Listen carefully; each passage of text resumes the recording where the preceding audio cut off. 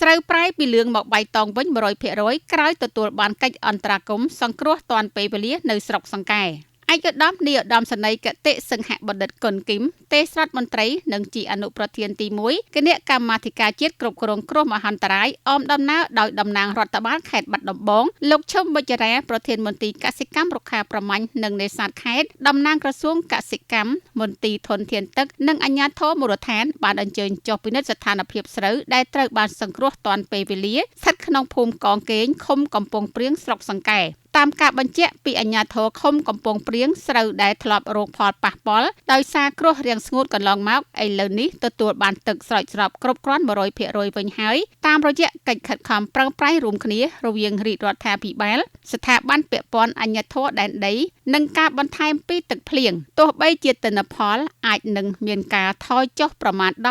10-20% តាមដំណាក់កាលដំណាំក៏ដោយប៉ុន្តែអាជ្ញាធរនិងប្រជាកសិករមានសេចក្តីរីករាយខ្លាំងដោយសារស្រូវដែលប្រឈមនឹងការខូចខាតបានប្រែប្រួលស្ថានភាពពីលឿងមកបៃតងស្រស់បំព្រងឡើងវិញ